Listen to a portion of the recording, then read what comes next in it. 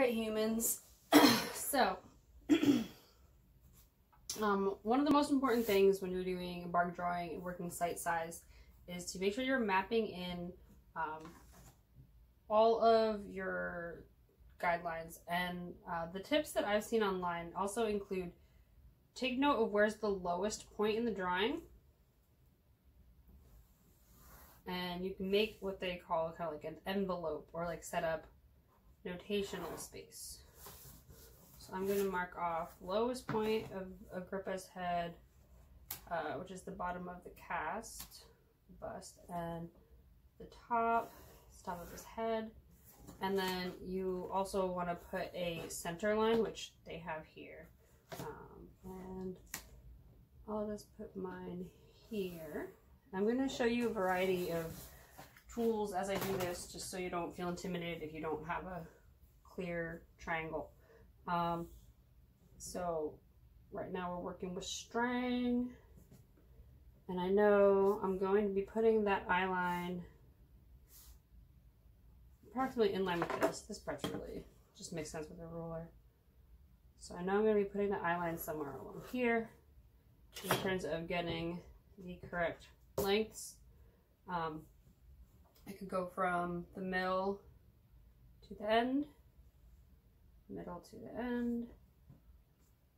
I'll make it there, from the middle to the end, middle to the end, make it there, and I put in a guideline like that. I think my paper is taped slightly crooked. My favorite tool is actually just to use like a blank envelope, because I can make all sorts of little notes on it, like N for nose and M for mouth. And then I know that from the eye line, my nose line here, my mouth line here, and I can also mark, this is my center,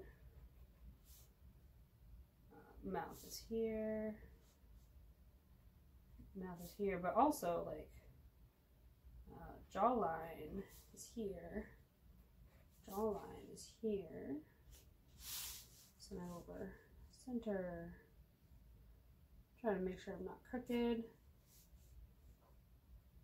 and now flying goes from here to here, and I can put in points for where the jawline is going to fall later. If you're able to work like tilted up at an angle, that is better than doing it flat on the table.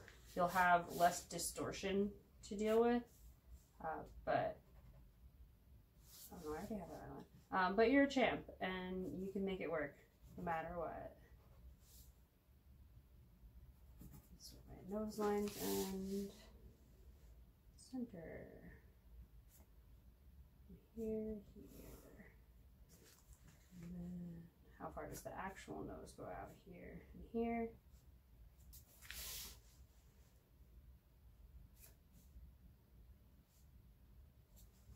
And then they go down at an angle. I'm gonna start here.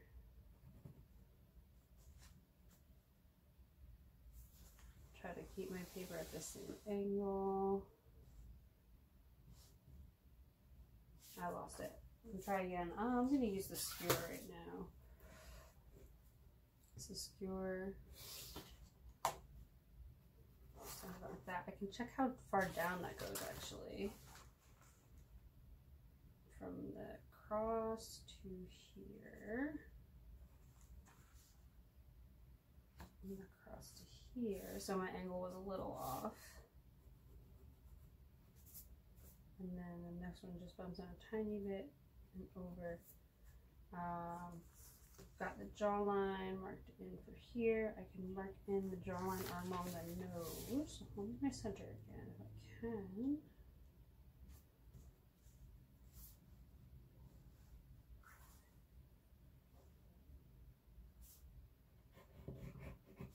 Really not much farther out.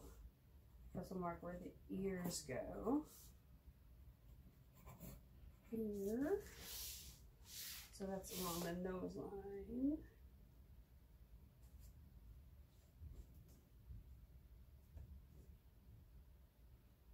Ear and jaw, ear and jaw.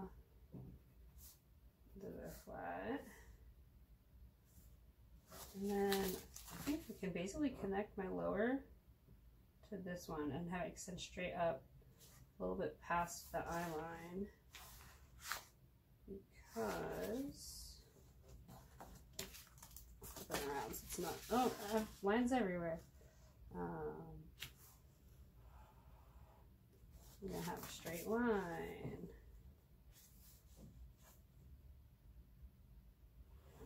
Now this is where I would double check, because clearly that's not symmetrical, so I need to fix something. So the way this works is you want to be constantly checking the lengths, how long things are, and the angles, what angles they exist at. On the other side of this, I'll flip this over, I spent some time working on the hand.